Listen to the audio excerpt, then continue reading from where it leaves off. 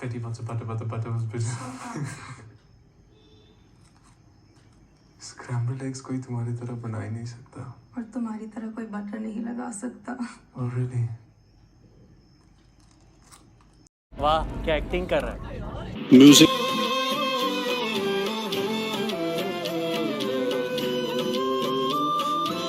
Everybody knows how much Bollywood loves doing kachra of novels, but this time the director Zoya Akhtar has done something really new. उन्होंने कोई normal book story नहीं बल्कि the world famous comic book Archie's का कचरा किया है। मतलब right now everyone everywhere is talking about the Nepo kids, their poor acting and South Bombay Hindi accent when it comes to Archie's review.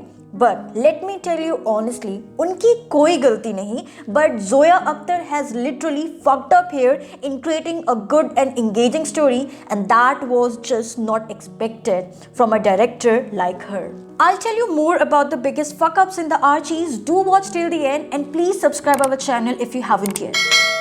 Zoya Akhtar ने Archies के promotion में कोई भी कमी नहीं छोड़ी। ना जाने कहां कहां जाकर इस मूवी के कास्ट ने डांस परफॉर्मेंस दिया, गेटवे ऑफ इंडिया पर अपना बैनर तक उड़वाया। इनफैक्ट इस मूवी के बनने से पहले ही इसकी सक्सेस को इंश्योर करते हुए 3 बिगेस्ट बॉलीवुड फैमिली से बच्चों को भी इसमें लॉन्च किया। खाली प्री प्रोडक्शन और पोस्ट प्रोडक्शन ही नहीं बल्कि शूटिंग के दौरान भी बेस्ट कैमरा फ्रेम्स को कैप्चर करने के लिए one of the best cinematographer Nikos Andritsakis को लिया। I mean, she worked really well with production and promotion, but story and acting, nah. Acting की बात करें तो अगस्त्या, खुशी and Suhana were not that bad but also not that good. Still Suhana and Agastya were far better than खुशी Kapoor. I mean खुशी की dialogue delivery बहुत ही ज्यादा बकवास थी। सुहाना still perform really well. Vedang Raina and Mihir Ahuja were just the best. उनकी dialogue delivery और खासकर हिंदी मेन कास्ट से काफी ज्यादा अच्छी थी। रुद्र माधवकर ने भी मूस का अपना छोटा सा कैरेक्टर काफी शिद्दत से किया। कुल मिलाकर इस मूवी के सपोर्टिंग कास्ट ही इसके रियल स्टार है। लेकिन जैसे मैंने शुरू में कहा था कि एक्टिंग तो फिर भी ठीक है, मेन विलन स्टोरी है। The weird thing is Archies American characters के इर्द गिर्द है जिसे एंग्लो इंडियन बनाया गया। इस खिचड़ी को भी हम डाइजेस्ट कर लेते, लेकिन भाई आर्चीज के कैरेक्टर को भी इन्होंने अपने हिसाब से पूरा बदल दिया। मतलब इनको सोचना चाहिए था ना कि जैसी फिल्में बना रहे हैं इनकी मेन ऑडियंस होगी आर्चीज के readers who just loved and loved Archies. तो स्टोरी ऐसी बनाओ कि वो कनेक्ट तो कर पाए कि हाँ ये वैसा जैसा हम पढ़ा करते थे। लेकिन उन्होंने तो आर्चीज में से आर्चीज कॉमिक बुक की आत्मा ही निकाल दी।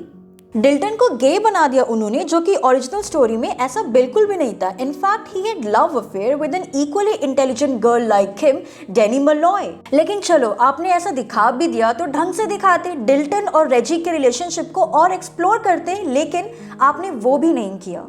आर्चीज के बैंड में बेटी और वेरोनिका भी शामिल थी, लेकिन यहाँ तो जोया ने आर्चीज का पूरा बैंड ही बदल दिया विद न्यू गिटारिस्ट। आर्चीज क्या मस्त मिस्ट्री सॉल्व किया करते थे, लेकिन यहाँ तो वैसा कुछ नहीं है। There is no horror crime, no adventure and no solid comedy action. I mean these are what Archies was loved for, और आपने वही नहीं डाला। ठीक है, ये एक अलग मूवी थी जिसमें रोमांस और सेक्स के अलावा भी टीनएजर्स कुछ अच्छा करते हुए दिखाई दिए। They were fighting against the capitalist greed to save the environment and their cultural identity, but main Archies was far more than that.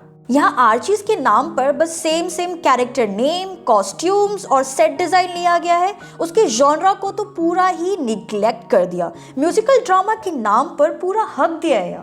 कम से कम उससे ही ढंग से कर लेते। आप लाला लैंड देखो, आप वेस्ट साइड स्टोरी देखो, कोई कंपैरिजन ही नहीं है। मूवी चाहे जैसी भी हो, फिल्म इंडस्ट्री वालों ने तो इनकी तारीफें की, वो भी भर भर के विद नो क्रिटिक। मतलब चाटुकारिता की भी हद होती है यार।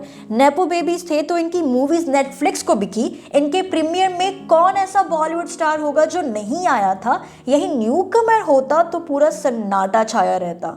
Anyways, that's all for today. Don't forget to like, share and subscribe our channel. Goodbye. Shabak Khair.